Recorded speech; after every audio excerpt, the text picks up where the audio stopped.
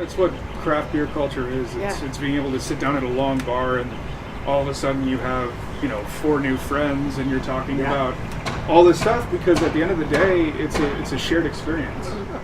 We've always been a big fan of just saying, like, the whole mantra of saying hi to a stranger. Like, say hi to a stranger. That's why we're here right now. Exactly. Yeah. No, we're right on the street here, so you get all sorts of fun mishaps. Welcome to Stout Conversations, where every week we sit down with creative thinkers in the craft beer industry and beyond. Your hosts, Ken and April, live and work in a 24-foot RV, traveling the country in search of great stories around a great beer. With only a dozen breweries in the entire state of Mississippi, City Brewing in Vicksburg is earning the title of Mississippi Queen. Literally bumping into Zack, owner and brewer, at the bar, we struck up a conversation about his San Diego roots, his love of all things craft, and his creativity breaking ground in small-town Mississippi. Are we going? We're rolling? Yeah. Cool. Rolling through Mississippi. Awesome, man. Well, wow. I'm like, so we kind of, this is one we kind of stumbled into. I mean, like, we just ran into you at your bar. Sitting at the bar. Literally, we're just sitting at the bar here. City Brewing Company. City Brewing Company. Inside of Cottonwood Public House here in Vicksburg, Mississippi.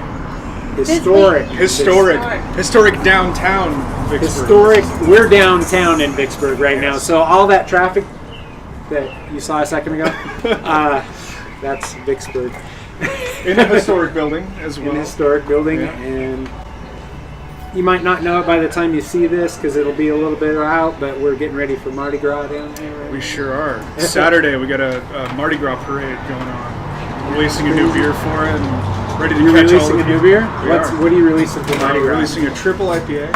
It'll be just a smidgen under 10%. It's called King for a Day. A little bit of a blend. Under 10% triple IPA. Why are you not going like 20%? Yeah, but no, we're limited to 10.3%. Which obviously cuts off a little bit stylistically what we can do, but we'll try and work with it and work around it and do what we can. But looking through your menu, you explore some pretty high ABV stuff. I mean, obviously within the limits, we're talking, when I say high, I'm talking 8, 9, 10%. Yeah, it seems like our menu Belgian is mostly quad, 7+. You have a great, I think the IPA you're drinking right now is a little over 9, right? Yeah, it's a 9.5%. It's our double IPA. I mean, what is style? So triple can only. Yeah, it's a 9.5%. It's up on the roof of Mississippi Law. Death on Two Legs, sort of a stylistically agnostic IPA. Not quite too bitter, not quite too juicy, but full on hop. It's kind of in that West Coast kind of. Sort of, yeah. It's digging from your San Diego roots. Definitely, the modern West Coast IPA, which is more on the drier side, not overly bitter. You were brewing in San Diego for a while. I know you were at Groundswell. Yeah, I was at Groundswell. Got a great rep coming out of San Diego, which is a bastion of breweries. Sure is. Almost 160 as of right now. I brewed at Groundswell for a while, which was amazing. Worked for a couple head brewers there that really knew what they were doing. Both of whom have gone off and done other things now, but it was awesome to learn from them. Also got to work at Council Brewing Company, which unfortunately just closed in December, but got to learn from a handful of brewers there that just inspired me and set me off on this journey. So it's really rad to come from the pedigree that I've come from, and I feel like I've really pulled from my roots and what I've learned from down there and brought it over here. And there are people making great beer in the state, but it's been fun to sort of bring the San Diego vibe to this part of the country. Like, we didn't know what to expect. We come into Mississippi, and then you tell us earlier, I don't know how you ended up here, because I think you said there's about 12 or so craft breweries statewide. The count's a little bit in flux right now, but we're around 12. About a quarter of them are brew pubs. And we're losing one pretty soon. Yeah, right? Unfortunately, our dear friends. By the time you see this. Yeah, on March 9th, our dear friends over in Jackson, the state capital, Lucky Town, will be shutting their doors permanently. And that's like the only brewery in Jackson, right? It is, and it's the closest brewery to us currently. Wow. And they were instrumental in us opening. Lucas, their owner, head brewer, founder, guided us along the way and has been an absolute bastion of knowledge and wealth of open arms. Whenever we need anything, he's there for us. But why are there only 12 breweries in the entire state? Simply put, there's just not enough people in the state drinking craft beer. Really? The statistic that people like to throw around, people being our lawyer, who's the founder of the Mississippi Brewers Guild, actually. He likes to throw around the statement that 0.1% of the beer drank in the state is made in the state, which is by far 0.1%, not 1%. If we were at 1%, we'd all be just rolling in money. 0.1% of beer drank in the state is made in the state. So simply put, we need more Mississippi people drinking Mississippi-made beer. And at the end of the day, it's all about taking macro beer out of people's hands and putting Mississippi beer into their hands. San Diego, 160 breweries plus, whatever, plus or minus. Yeah. Okay. And you're in you come to Mississippi to run a brewery with 12 breweries statewide, including yourself. How does that happen? How does Zack come from San Diego brewery craziness to here? It's been a little bit of a journey. I have a family connection out here. My stepfather has a family connection over in Jackson, and he came to Vicksburg in the 80s and had a few projects going, and we found this wonderful, gorgeous building here at 1311 Washington Street, and we looked at it and we were like, wow, this is something special. This would be an excellent home for a brewery. And I had been already working in the industry out there, and we sat down and talked, and it was just one of those things that kind of just naturally fell into place. And I got really excited at the chance to brew my own recipes, because when you're working under a very talented brewer, sometimes they have a lot of great ideas and you're just absorbing from them, but you don't get a chance to express your own stuff. And they've got flagships that they have to exactly brew. You got to keep up with everything. But it was a chance for me to A, do my own thing, but B, be part of this grassroots groundswell. The groundswell movement. That there are some incredibly talented brewers and really passionate people fighting the good fight out here. This is what would be considered probably one of the most underserviced markets in terms of craft beer in the nation. And it was sort of a no-brainer to come out here and be a part of the people who are pushing to get more craft into more people's hands. How hard has it been, I guess for lack of a better term, to convert people? So we don't serve any macro products. That's been our mantra from day one. It's been craft, craft, craft. In fact, when the restaurant opened, Cottonwood Public House, we only had Mississippi beer on tap, which is really cool to introduce all Mississippi people. brewed. Yeah, it was. And there's no macros here in Mississippi. No, so it was as far as made here. Or or even macro here. craft brands too. Looking at the breweries who have been bought by macro brands as well. Right. So we were only Mississippi beer, but it's been a battle. People come in all the time and ask for Michelob Ultra or Bud Light or Coors Light, and what we try and do is say, no, we don't have that, but let me get you a taste of something. We usually start with our blonde, Mississippi Queen. It's the first beer we brewed. We have brewed, it's almost a quarter of our production.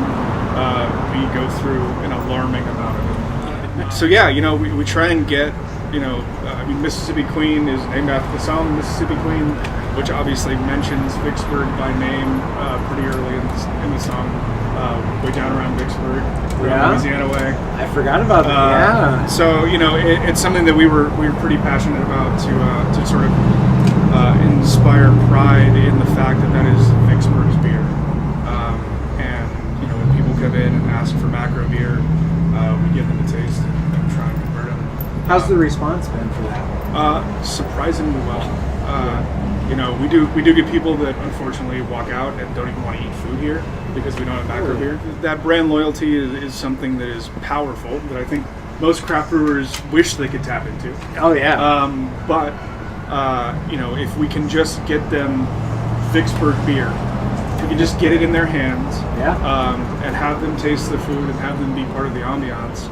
I think we win them over pretty well. And we were expecting to do 100 barrels in our first year, and we're on track for over 250. So our production. How long have you been in business?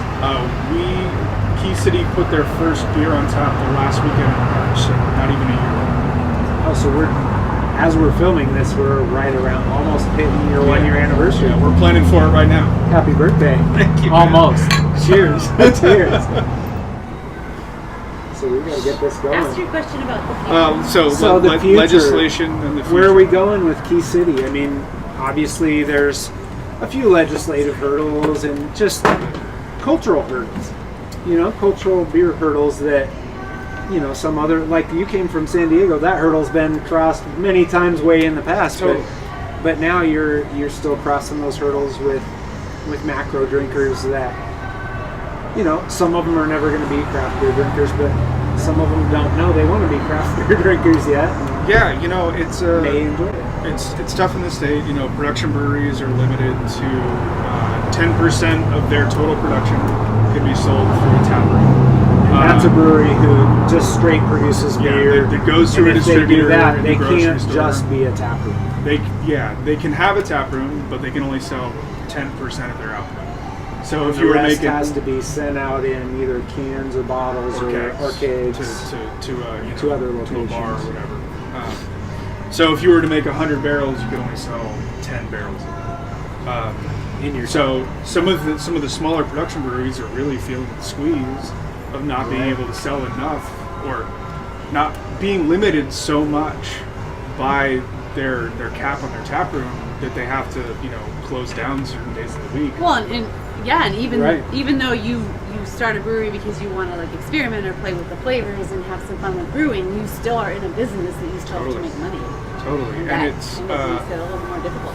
and it's really limiting when you have to send so much out to distribution that you can't garner a full tap room focused mentality where you can experiment. Then you have the adverse, which we are. We're a brew pub, so we don't have that limitation. We can sell 100% of what our output is to direct to consumer. Fill up your glasses, fill up your growlers. We have a growler machine, but our beer can't leave the premise in distribution. Oh, so you can't.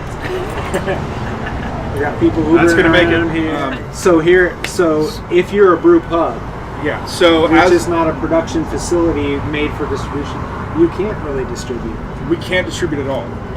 Our beer has Other to be, than you can do growlers. So to go which is beer, kind of a direct to beer, consumer, direct to consumer. or pouring whatever, but it's unlimited. So we're not limited to cap. There is a production cap, which I believe might be 6,000 barrels. I might be mistaken.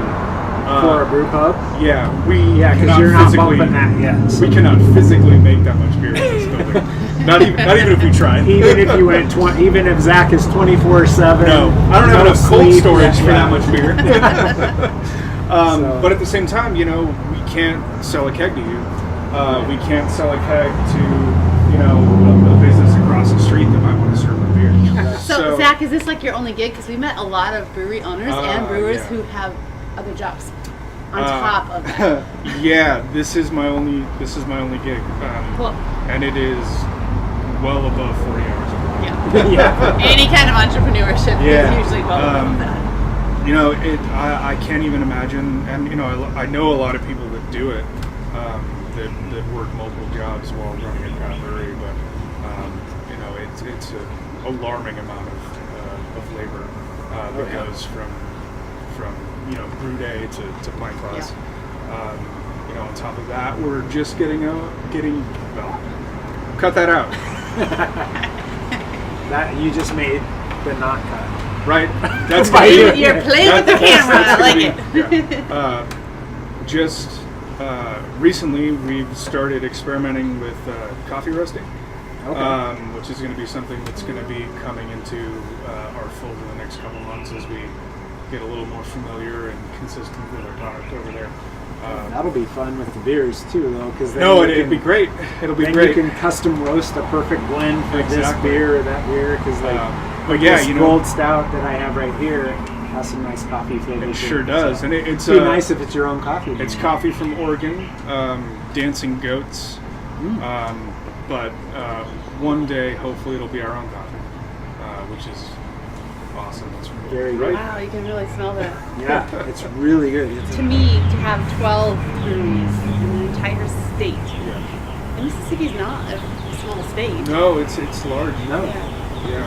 And I actually don't know what other states have for different breweries. Like, for example, I mean, Georgia has probably a lot more now because of Atlanta. There's pretty... Oh yeah. Oh, well, yeah. If you count Atlanta, they have more than most states probably. But just to me, 12 breweries in one state seems... I bet you there's more in Alaska. There is. Yep. Probably. So put perspective to that one. It's just really There is, interesting. yeah. And I don't know if we covered this or not, but do you think, and I'm sure it does, have something to do with like the different dry counties that are around here? As far from what I understand, half the counties are dry, Half. Wow. or close to it. Around. That's quite a bit. I won't quote like full. Yeah, quote. being a brew pub, you know, we don't have to deal with that as much, so we don't necessarily focus as much on that. You know, we're trying to service our city and get as many people in the city into here and drinking craft beers as possibly can.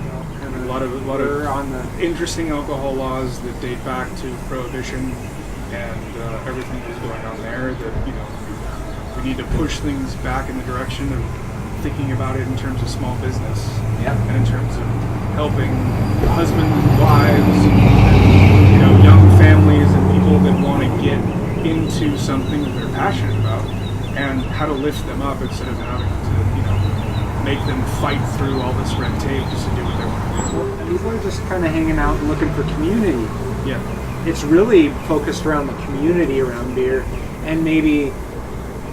I think this is part of like why now there's so many people that always seek out that new beer, that new flavor, that new something.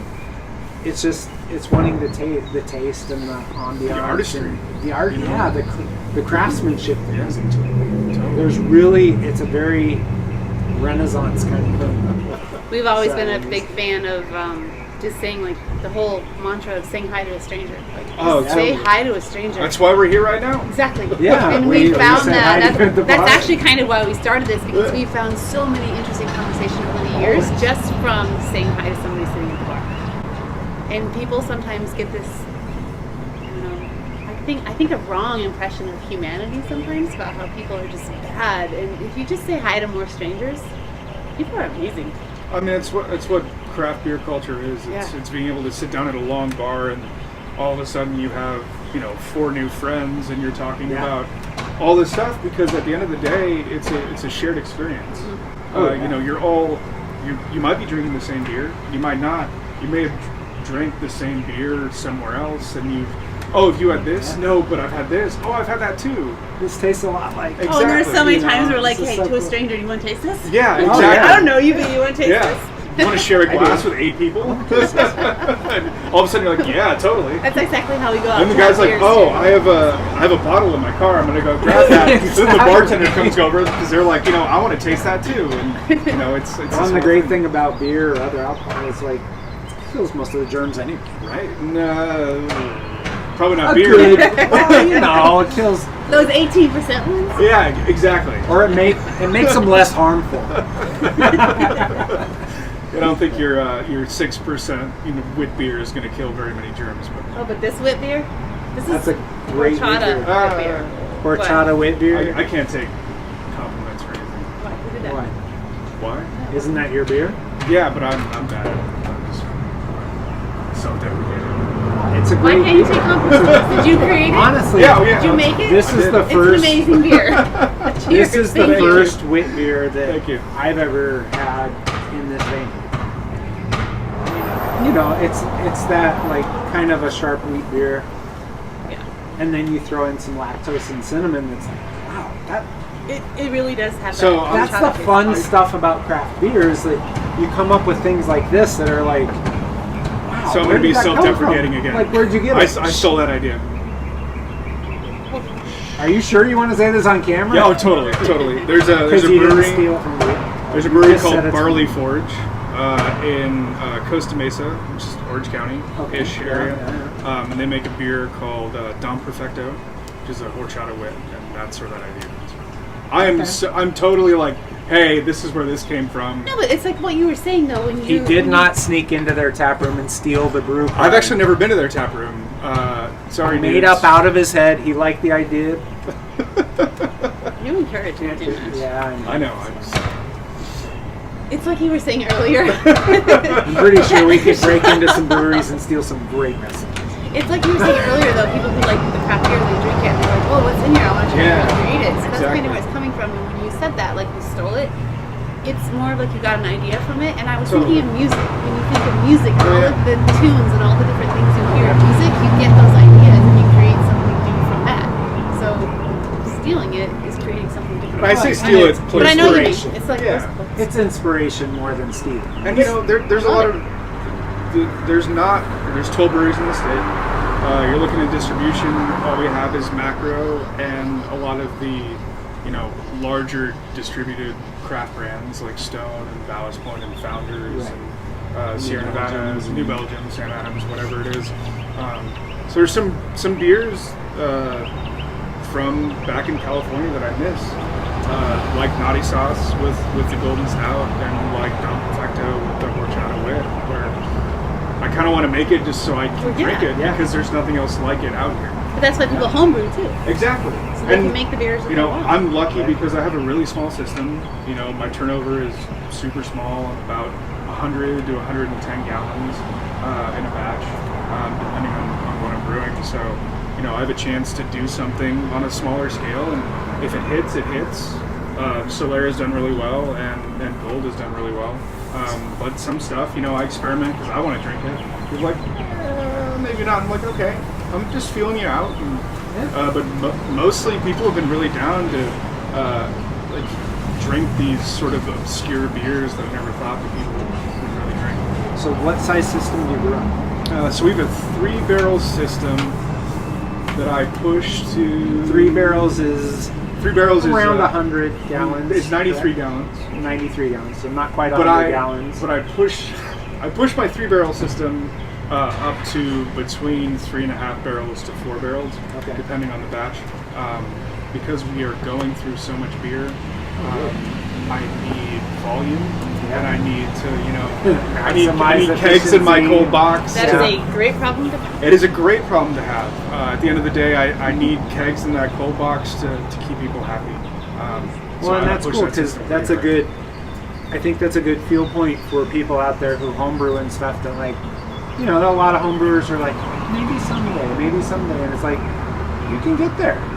You can, and honestly, this is not that different. At Council, I was on a 3-barrel system, and we had 7-barrel fermenters, and then we did high gravity sour brews up into the 30 and 45 barrel range. So we would brew 5 turns, 5 brews, and then top up with water to get 45 barrels. I brewed a Groundswell. We had a 30-barrel system. Wow. And we were brewing in the 60-barrel tanks. So I've kind of gotten both ends. You know, we're 3-barrel here with 3-barrel fermenters. I just got a 9-barrel in to help alleviate my Mississippi Queen woes, and to start a year-round Pilsner, to start helping introduce, you know, the more macro drinker into the craft world. But it allows me, those 3-barrel tanks allow me to experiment and do one-offs. We're in our first year and we brewed almost 40 different beers. Because it's crazy. I'm an eclectic drinker. I like to drink new things, different things, and I'm sort of always on to the next thing, you know, looking at how to keep myself entertained and constantly pushing that creative outlet. Because, you know, if I'm not engaged creatively, as a drinker, you're not going to feel my passion in the beer. And I think, you know, when breweries get too focused, and this is, you know, probably gauche of me for saying, but when breweries get too focused on staple beers, sometimes they can kind of lose the heart of their business. So the only way I can fully understand that, and when you said that is exactly what I thought, is I'm a teacher too, so I was a teacher. And there are times when I'm teaching a lesson and I am bored. Yeah. And I know damn well Totally. my students are bored. Yeah. And so, like, you have to change it up. You can't keep that same thing all the time. So I totally get exactly what you're saying just from that analogy right there. And you know, It's a perfect one. you know, we brew a ton of Mississippi Queen, and I love that beer. And you know, it's an important beer for this town and this region. But you know, being able to throw down this new IPA where I'm tweaking this tiny little thing and I'm comparing it against something else that's on tap, that's what, you know, gets me up in the morning and you know, pushes me to, you know, explore and create. I love it. Okay, so yeah, we're living Stout Life, right? And that Are we all? basically, right? We all should. Yeah, and it's like a double-edged meaning. So kind of like the stout, the beer, the craft beer, that whole community, but also like a full, passionate life. So we want to know, like, what is your definition of living stout? I mean, I'm living it right now. I mean, I get to come to work every morning and you know, do something that's tangible, do something that, you know, people can sit here and enjoy and talk about and share with other people. It's technical, but most importantly, creative. I'm a musician as well, so it sort of feeds into that artistic side of me that has this, you know, undying, unwielding need to create and do something new. And so I get to come here every morning and get paid to do that. And more importantly, just like music, it's something I can share with other people. It's something that's inherently, you know, communal, like you keep saying, where we can sit around and talk about it and marvel in it, or you know, criticize it in a positive way. And I couldn't imagine myself doing anything else. And nobody unfriends you when you do. No, but they do leave mean Untapped reviews. We ignore those. And everywhere. I don't know everywhere. who would leave a mean. I had I appreciate it. I had a brewer friend come into town and just went, man, Vicksburg is really harsh on Untapped. Really tough. And I was like, Okay. Probably hard not to take it personally. you know, it's part of the business. You know, Yelp is a thing, and Untapped is a thing, and you know, we use it to make sure there's nothing wrong. And at the end of the day, it's opinion. Taste buds are subjective, and people have their own palates, and there's nothing wrong with that. Just be nice. Please be nice. Because there's a face behind that beer. Love it. Well, cheers. Cheers, This guys. is amazing. Cheers, Zach. Thanks for hanging Thank out. you so much. Thank you for having us No, here. thank you. Thank you. Thank you for living a stout life. Thank you for joining us. We have new conversations every week. Be sure to subscribe to Living a Stout Life so you don't miss out. Zack talked about something so simple, being nice. We'd love to hear from you. What have you done lately to be nice? Spread the love and leave a comment below or by clicking the link in the description. So, I lost my train of thought there for a second. You're gonna have to edit this part out. You're gonna have to edit a lot of Or this. not. Yeah, that's true. This is gonna be the Jackie Chan portion of our show. At the end. I'm rolling my eyes, you can't see. You guys are making my job so hard. I know. We'll just I have to cut edit all of this all out. You've got like a whole stretch here. You Yeah. can just cut. You guys, like squirrel. We are very distracted. But this is a wheat beer, which is usually kind of a tart wheat beer. Tart. It's kind of tart, not like a sour, not a tart. You went out. Oh no, we're cutting stuff out. Dude, brewing is not really glamorous. No, not at all. Everybody thinks it is, but it's really not. That looks like one of those shade blades. Oh, it is. That looks like a shade blade over Pretty cool system. How often do you brew? As often as we need to. Okay. Good answer. Usually we set these interviews up ahead of time. Some days, a lot.